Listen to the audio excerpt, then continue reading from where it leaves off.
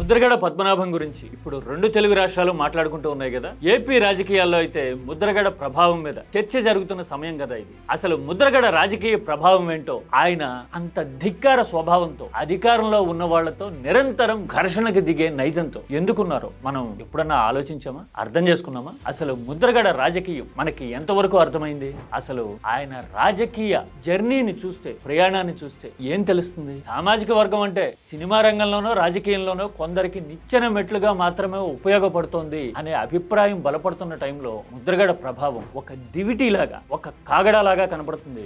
దారి చూపించే ప్రభావాన్ని ఇంతలా దశాబ్దాల తరబడి నిలబెట్టాడు ఆయన అని అర్థమవుతుంది. ఈ మధ్య కాలంలో ముద్రగడ నా మీద పెద్ద ప్రేమ ఒలబోసేస్తా ఉన్నారు. పిచ్చివాళ్ళారా అన్ని గుర్తున్నాయి. ఇలా సొంత బిడ్డ విషయంలో కూడా నిక్కచ్చిగా మాట్లాడడాన్ని చూశాం కదా. మరి అదే ముద్రగడ అధికారంలో ఉన్న వాళ్ళతో ఎలా ఘర్షణ పడ్డారు, సొంత రాజకీయ భవిష్యత్తును కూడా పణంగా పెట్టి ఎలా పోరాడారు, ఎవరి కోసం పోరాడారు, ఎంత ప్రభావం చూపించారు అని తెలిస్తే గనక అలాంటి నాయకులు చాలా కొద్ది మందే ఉంటారేమో, వేళ్ల మీద లెక్క పెట్టగలిగిన వాళ్లే అని అనిపిస్తుంది. అందుకోసమే ముద్రగడ రాజకీయాన్ని, చారిత్రక సందర్భాల్ని ఒక్కసారి తరచి చూద్దాం, తెలుసుకుందాం. ఇప్పుడు కాకపోతే ఇంకెప్పుడు ఆలోచిస్తాం, అంతేనా?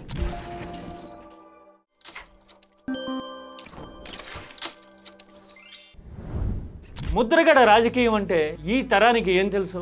ఆయన నిత్య అసంతృప్తవాదని అధికారంలో ఉన్నవాళ్ళు కాదు టీడీపీ ఎప్పుడు అధికారంలో ఉంటే అప్పుడు టీడీపీని ఇరకాటంలో పెట్టేలాగా ప్రకటనలు చేస్తుంటారు, పోరాటానికి పిలుపునిస్తూ ఉంటారు అని చాలా మంది మాట్లాడేస్తూ ఉంటారు కదా. నిజమేనా? చరిత్రను చూస్తే గనక, వాస్తవాలు తెలుసుకుంటే గనక అది స్వీపీ కామెంట్ అని అర్థమవుతుంది. ఎందుకో తెలుసా? ముద్రగడ తన సామాజిక వర్గం కోసం తన సొంత రాజకీయ భవిష్యత్తును పణంగా పెట్టిన నాయకుడు. ఇష్టం ఉన్నా లేకపోయినా ఒప్పుకోవాల్సిన వాస్తవం ఇది, తెలుసా?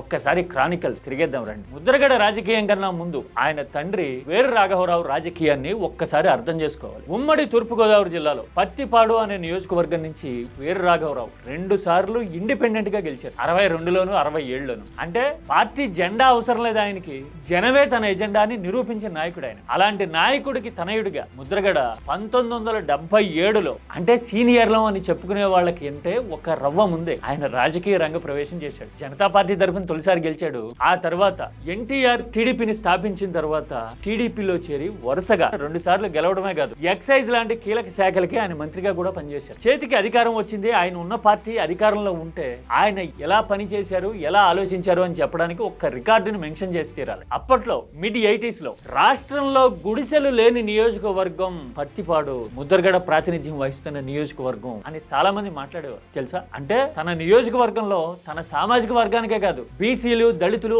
అందరూ ఆర్థికంగా వెనకబడిన ప్రతి కుటుంబానికి దాదాపుగా ఆయన సొంత ఇల్లు కట్టించారు అనే ముద్ర రాష్ట్రమంతా ఉండేది. దట్ ఈజ్ ముద్రగడ అని మాట్లాడుకోవడం కనపడేది. అంతా బానే ఉంది, అధికారం చేతిలో ఉంది, ఇలా పర్ఫార్మెన్స్ ఉంది. అయినా సరే ఆయన సంతృప్తి పడలా. ఎన్టీఆర్ తో విభేదించారు, తన సామాజిక వర్గానికి అన్యాయం జరుగుతోంది అని ఆక్షేపిస్తూ బయటకు వచ్చారు. ఆ తర్వాత ప్రజా రక్షణ సమితి అనే పార్టీని ఏర్పాటు చేశారు. కేఈ కృష్ణమూర్తి, జానారెడ్డి లాంటి సహచరులతో కలిసి తెలుగునాడు అని మరో పార్టీని కూడా ఆయన ఏర్పాటు చేశారు. అంటే ఇండిపెండెంట్ గా ఉండటము, తన భావజాలాన్నే జెండాగా ఎగరేయాలి అనుకోవడం ముద్రగడ నైజం. గట్టిగా అయినప్పుడు 40s లో ఉండుంటాడు. అంటే పొలిటికల్ గా ప్రొడక్టివ్ ఏజ్ కదా. అయినా సరే అలాంటి సాహసాలు చేశారు, ధిక్కారాన్ని వినిపించారు. అంటే ఆయన తన సామాజిక వర్గం కోసం నిలబడాలి అనుకున్నారు అనడానికి అంతకంటే నిదర్శనం ఏముంటుంది? ఆ తర్వాత కాంగ్రెస్ లో చేరారు. ప్రజాబలం ఉన్న నాయకుడిగా గెలిచారు. గెలవడంతోనే మంత్రి కూడా అయ్యారు. అక్కడ కూడా ఆయన సంతృప్తిగా లేరు. కాంగ్రెస్ మీద ధిక్కార స్వభావం వినిపిస్తూ భార్యతో కలిసి ముద్రగడ 94 ప్రాంతంలో అనుకుంటా నిరాహార దీక్ష చేయడం రాష్ట్ర రాజకీయాన్ని అప్పట్లో కుదిపేసింది. కోస్తా జిల్లాలన్నీ ముద్రగడ గురించి మాట్లాడుకోవడం, గోడ మీద స్లోగన్స్ కనపడడం నాకు చిన్నప్పుడు ఇప్పటికీ గుర్తు, జ్ఞాపకం. అఫ్ కోర్స్ అంత రాజకీయ గ్రావిటీ తెలియకపోయినా ఆ పేరు నీల రంగులో రాసిన రాతలు ఇప్పటికీ గుర్తొస్తాయి. ముద్రగడ అంటే ముద్రగడ దీక్ష ఎంత ప్రభావం చూపించింది అంటే, నాటి కాంగ్రెస్ ముఖ్యమంత్రి కోట్ల విజయభాస్కర్ రెడ్డి దిగొచ్చి కాపు సామాజిక వర్గ ప్రయోజనాల కోసం ప్రత్యేకంగా జీవో నెంబర్ 30ని విడుదల చేశారు. కాపు విద్యార్థులకి ఆర్థిక ప్రయోజనాలు కల్పిస్తామనే హామీ ఆ జీవోలో ఉంటుంది. మరికొన్ని ప్రత్యేకమైన ప్రయోజనాలను కూడా ప్రస్తావించారు. కాకపోతే ఆ జీవోని హైకోర్టు నిలిపేసింది. ఆ తర్వాత ఎగైన్ ముద్రగడ కాంగ్రెస్ నుంచి టీడీపీలో చేరారు. ఎన్టీఆర్ టైంలో ఆయనతో విభేదించారు. చంద్రబాబు హయాంలో మళ్ళీ టీడీపీలో చేరి 1999లో కాకినాడలో ఎంపీగా గెలిచారు. 2004లో మళ్ళీ టీడీపీ తరఫునే అక్కడే పోటీ చేసినా గానీ ఆయన ఓటమి పాలయ్యారు. 4 సార్లు ఆయన ఎమ్మెల్యేగా గెలిస్తే ఒకసారి జనతా పార్టీ, 2 సార్లు టీడీపీ, ఒకసారి కాంగ్రెస్.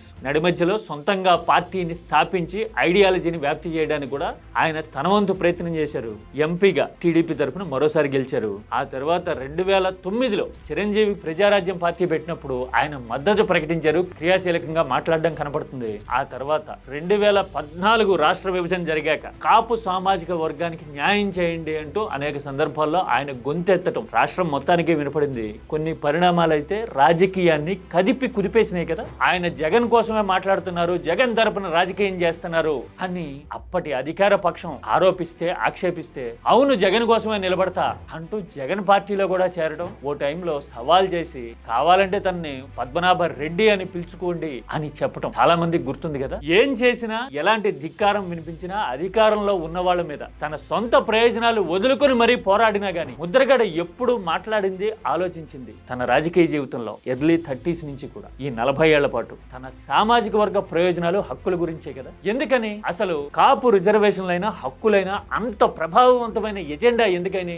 ముద్రగడ లాంటి కొద్ది మందిని సొంత రాజకీయాన్ని ఫణంగా పెట్టి పోరాడేలాగా ఎందుకు చేసినాయి తెలుసా మనకి? కాపు సామాజిక వర్గానికి బ్రిటిష్ ఇండియాలో రిజర్వేషన్లు ఉండేవి. 1915 నుంచో ఏమో కాపులకి రిజర్వేషన్లు ఉండేవి. ఆంధ్రప్రదేశ్ ఏర్పడే వరకు అంటే 1956 వరకు ఆ రిజర్వేషన్లు కొనసాగినాయి. ఆ తర్వాత రిజర్వేషన్లు ఎత్తేశారు. మళ్ళీ దామోదరం సంజీవయ్య హయాంలో అనుకుంటారు రిజర్వేషన్లు ఇస్తాము, అమలు చేస్తాము అన్నారు. మళ్ళీ ఆ తర్వాత కొద్ది కాలానికే ఆ రిజర్వేషన్లని ఎత్తేయడం కనపడుతుంది. ఇలాంటి పరిణామాలన్నీ చూసిన తర్వాత, పైగా జనసంఖ్య పరంగా ఎక్కువ మంది ఉండటము, ఆర్థికంగా వెనకబడి ఉండటము, అన్నిటికీ మించి ఐక్యత లోపించటం అనే అంశాలన్నింటినీ అర్థం చేసుకున్న తర్వాత, అవగాహన వచ్చిన తర్వాత రిజర్వేషన్లు ఎత్తేసిన 30 ఏళ్లకే ఏమో అంతే కదా. 60s లో ఎత్తేసారు, మళ్ళీ 90s లో ముద్రగడ ఆ ఎజెండాని బలంగా తీసుకెళ్లారు, జనంలోకి నిలబడ్డారు, కొట్లాడారు. కోట్ల విజయభాస్కర్ రెడ్డి లాంటి ప్రభుత్వాల మీద ఒత్తిడి తేగలిగారు. ఇప్పటికే రాజకీయంలో కాపు సామాజిక వర్గానికి ఒక గొంతుకు ఉంది, ప్రత్యేకమైన గుర్తింపు ఉంది, వాళ్ళకి న్యాయం జరగాలి. సంఖ్యాపరంగా ఇంతమంది ఉన్నప్పుడు